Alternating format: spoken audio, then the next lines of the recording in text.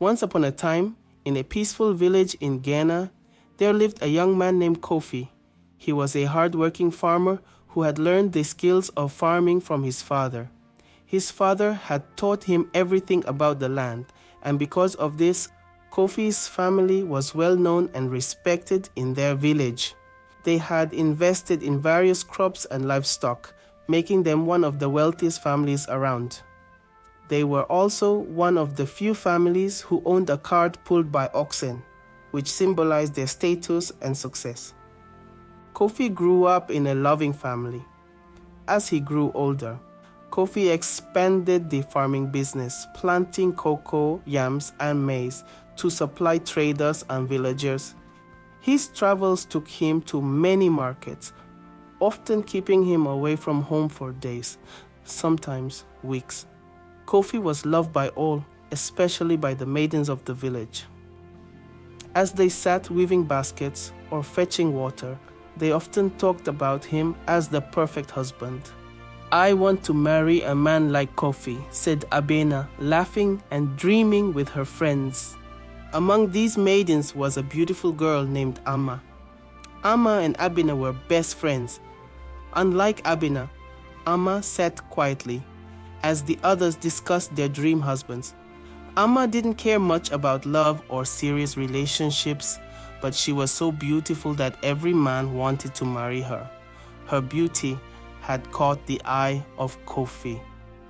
As the sun began to set, painting the sky with shades of orange and pink, one of the maidens turned to Amma. "Why are you so quiet, Amma? Don't you dream of marrying a man like Kofi?" Amma shrugged and gave a small smile. "I don't think about it much," she replied. Another maiden leaned in closer. "But don't you see how all the men look at you, especially Kofi? He only has eyes for you." These words made Abena sad. Since childhood, she had been friends with Kofi and did everything to make him notice her, not just as a friend. She would even go to his mother's house to help out, hoping he would see her in a different light. Abena sighed, trying to hide her sadness. "Kofi is a great man," she said quietly, forcing a smile. Amma looked at Abena, noticing the pain in her friend's eyes. "Abena, you are kind and caring. Any man will be lucky to have you." But Abena just nodded, her heart heavy. Meanwhile, Kofi was making plans. He was determined to win Amma's heart no matter what it took. Later that week, Kofi and his friend Kwame approached Amma's home. He brought gifts and spoke with her parents, expressing his desire to marry Amma. Amma's mother looked worried. "Kofi, are you sure about this?" she asked, worry etched on her face. "Yes, mother," Kofi replied firmly. "People are just jealous of Amma. I have never touched Amma in any wrong way." His mother was not convinced. "You should pause the marriage and get to know Amma better. There may be things you do not know." Kofi sighed, trying to stay calm. "Mother, you know Amma. She grew up in front of you. You've seen her become the wonderful woman she is today. I am due to travel in a few weeks and want to finalize the marriage before I leave. I love Amma deeply." Tension grew. On the eve of the wedding, Abena cried her eyes out. She loved Kofi deeply, but knew he loved her friend Amma. Despite her sadness, Abena decided to attend the wedding the next day. The morning of the wedding was bright and cheerful. Kofi, his friend, and his family went to Amma's family, singing and carrying gifts. As they walked, Kwame pulled Kofi aside. "Kofi, it's not too late. You can change your mind. I don't trust Amma at all. She looks down on people like me who are merely farmers," Kwame said. But Kofi shook his head. "Thank you, Kwame. I am excited to start our life together." A week after their wedding, Kofi was due to leave for work. He stood by the door holding Amma's hands. "I'll be back in 3 weeks, my love," he said, kissing her gently. Amma nodded, smiling. I will miss you, but I'll be here waiting. Kofi continued to run his business, traveling for a few weeks and then returning home. Their marriage was filled with happiness, and whenever Kofi was back, Kwame would come over for dinner. They would laugh and share stories. One day, Kofi's mother decided to cook her special healthy soup for Amma. She wanted her grandchild to be healthy, so she made sure none of the maids interfered with her recipe. She prepared the soup, covered it nicely, and walked to Amma's house, humming a cheerful tune. As she approached the house, she saw a man stepping out with Amma, walking him out.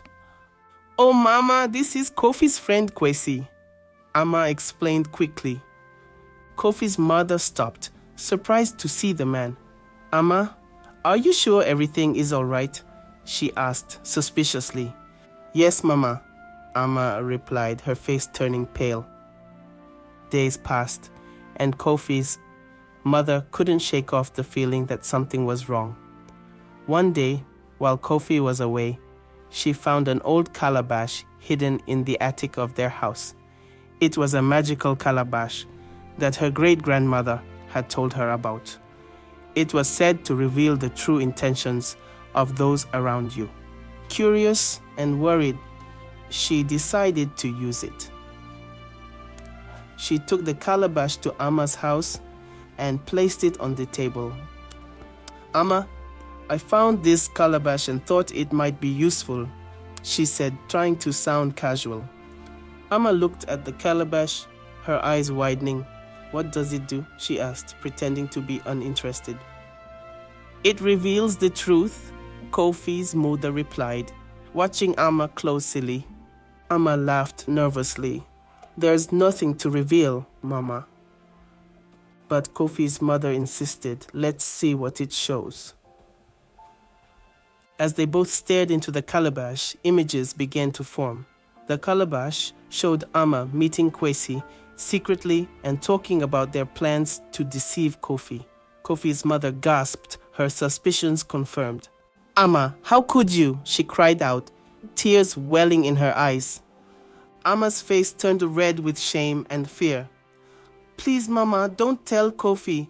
I was lonely and he was always away. I made a mistake. Kofi's mother shook her head. I must tell Kofi the truth. He deserves to know.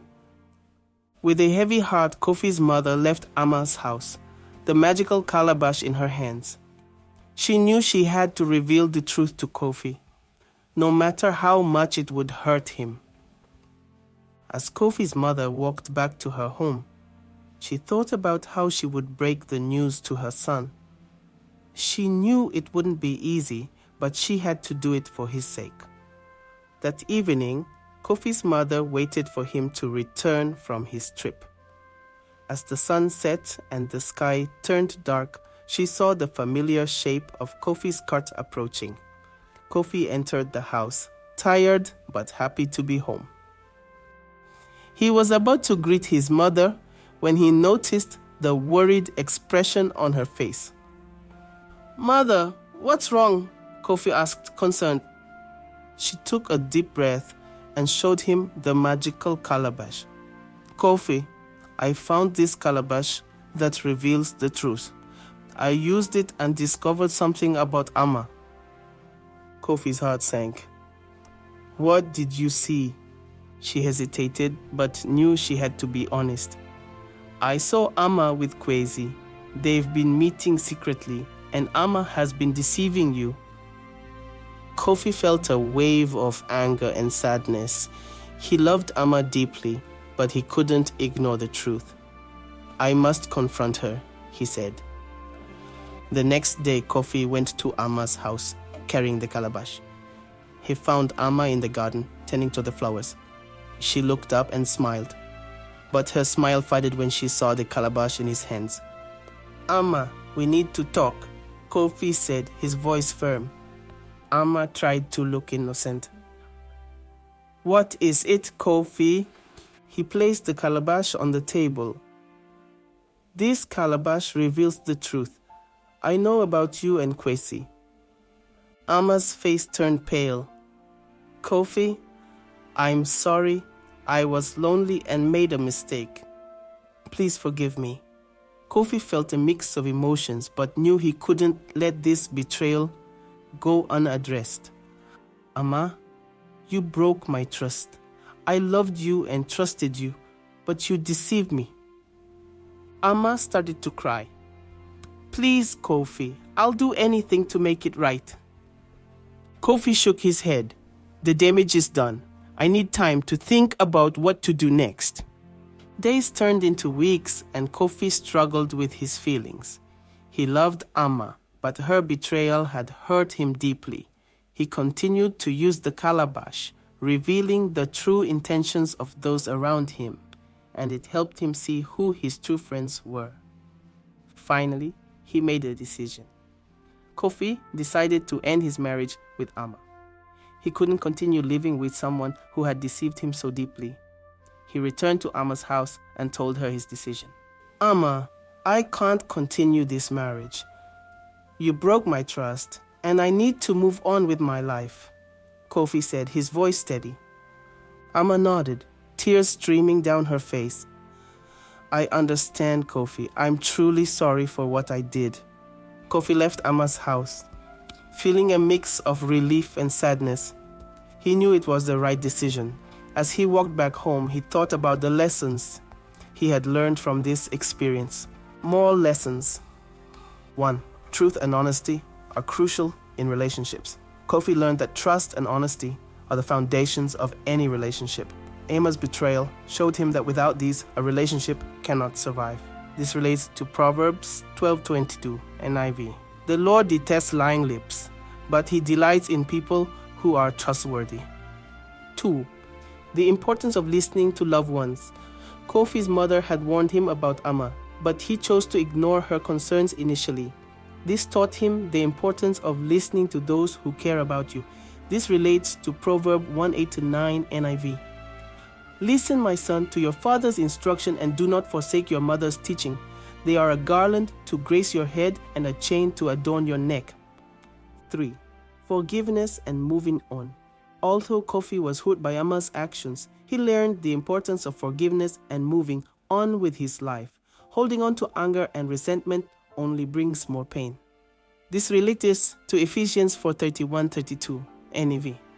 Get rid of all bitterness, rage and anger, brawling and slander, along with every form of malice. Be kind and compassionate to one another, forgiving each other, just as in Christ God forgave you. Kofi moved on with his life, focusing on his farming and helping his village. He knew that the lessons he learned would guide him in the future, making him a wiser and stronger person.